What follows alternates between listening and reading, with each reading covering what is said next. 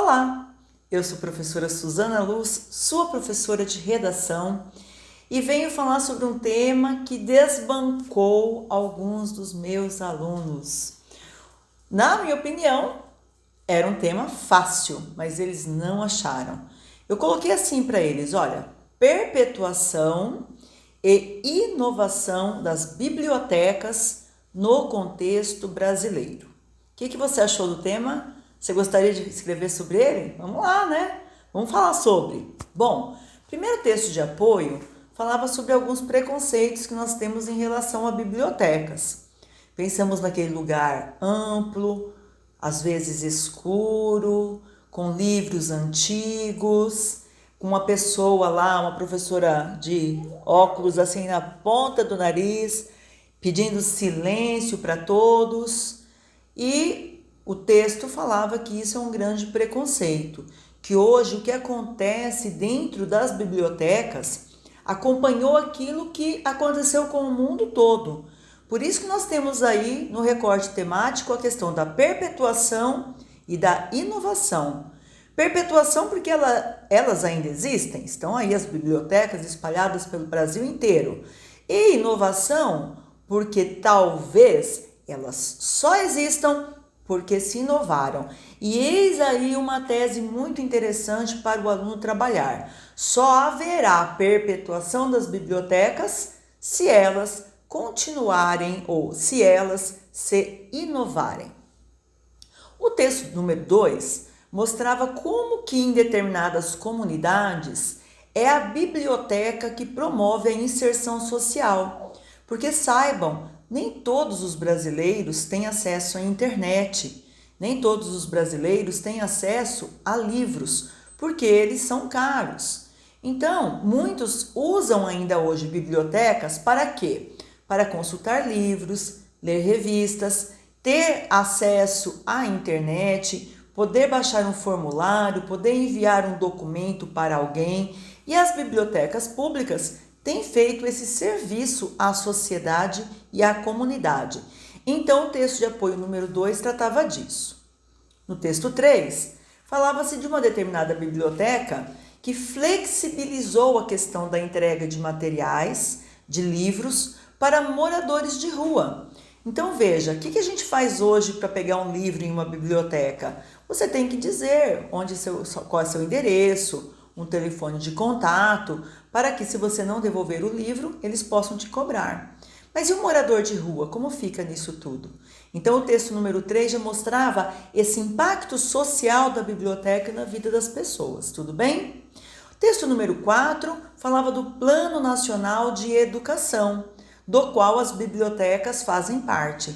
Tanto que hoje, para se dar autorização para uma universidade, pública ou privada, é preciso que haja uma biblioteca atualizada, inovada. E as bibliotecas também, que são públicas, abertas a quem quiser pesquisar, elas também fazem parte desse pacote de inovação da educação brasileira. Por fim, o quinto texto vinha falar de uma festa literária que acontece no Paraná, e quando eu coloquei esse texto de apoio, era exatamente para ver se os alunos conseguiam se lembrar de outras festas literárias que acontecem geralmente atadas a bibliotecas. Bom, esses eram os textos de apoio e eles tinham que falar sobre esse tema, certo? Muito bem. Quais recursos argumentativos meus alunos usaram, os que se saíram bem usaram, e que eu gostaria de ressaltar para vocês? Algumas bibliotecas aqui pelo Brasil, ressaltando uma biblioteca em Cuiabá, que é a Alfredo José da Silva, ela promoveu esses dias atrás aí uma passeata da biblioteca para leitores mirins. Então eles colocaram lá a Mônica, o Cebolinha em cima de um caminhão, e esses personagens aí que fazem parte do mítico, né, e também da cultura brasileira, compõem aquilo que nós sabemos que as crianças curtem e gostam, tá aí nas festas infantis, na roupinha deles, tudo mais, para divulgar os trabalhos da biblioteca. Então essa aí foi uma forma lúdica, popular para lembrar a comunidade, olha, nós temos uma biblioteca. Estamos em plena pandemia, mas com todas as medidas de segurança, a biblioteca está na ativa. Podem ir lá, podem pesquisar, podem fazer os círculos de leitura, né, respeitando o devido distanciamento. Também colocaram, um outro aluno colocou lá, né, o Ano Ibero-Americano das Bibliotecas. Esse Ano Ibero-Americano das Bibliotecas foi comemorado com uma ampla divulgação de programações. Então, eventualmente, um professor, um dramaturgo, alguém que escreveu um livro, alguém que já é escritor de carreira, foi ali, gravou um vídeo, fez um bate-papo, e isso tudo foi a programação desse Ano Ibero-Americano das Bibliotecas para a valorização desses espaços. Eu mesma, confesso, não sabia desse dado e foi um aluno que, em simulado, trouxe essa informação. Parabéns para você, tá bem? Eu também havia gravado em estúdio, aqui no curso, um bate-papo com a Valdinéia Ribeiro, que é a coordenadora de todas as bibliotecas do estado de Mato Grosso. E ela veio falar exatamente sobre essas questões do empreendedorismo que as bibliotecas têm também que se colocar a fazer, né? Essa economia criativa que nós temos hoje na economia do Brasil e do mundo, em que as pessoas falam em apostar no potencial, apostar no mercado local, isso também as bibliotecas fazem. Foi até uma pergunta que eu fiz para ela. Olha só, Valdinéia, eu perguntei para ela, como que o bibliotecário hoje exerce a sua criatividade? Como que ele empreende dentro dessa criatividade?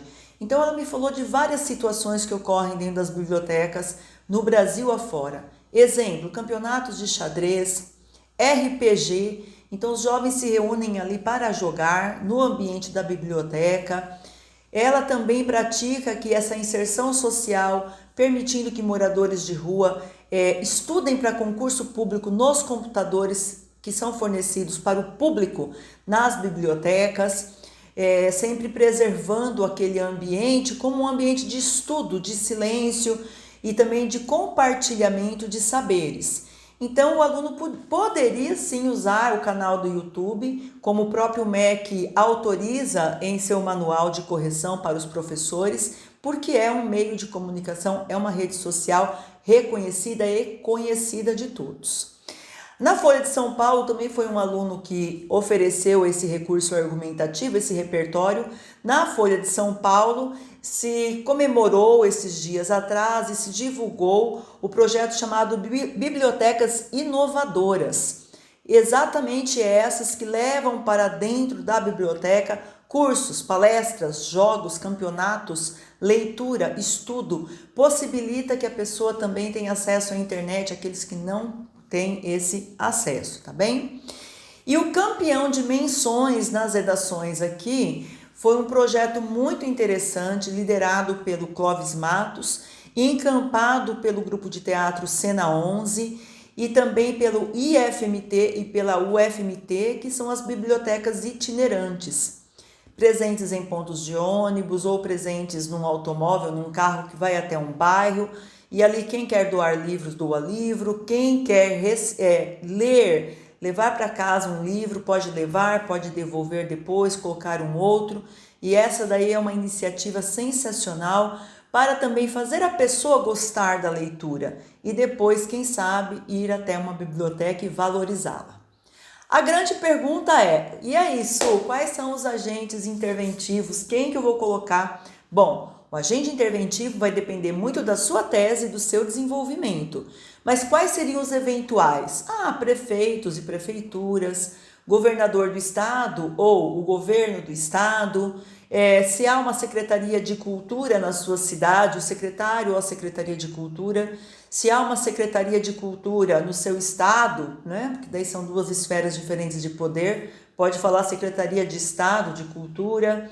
Não temos Ministério da Cultura, temos Ministério da Educação. Então, de repente, você pode falar do Ministério da Educação, pode falar também dos institutos federais, estaduais, das universidades. Aí vai depender do seu texto, tá bom? Bem, espero que você tenha gostado desse vídeo. Espero que se um dia você for convidado a falar sobre a importância das bibliotecas, você transforme o meu recorte na sua tese. É preciso que elas inovem para que se perpetuem. Tudo bem? Grande abraço do professora Suzana Luz.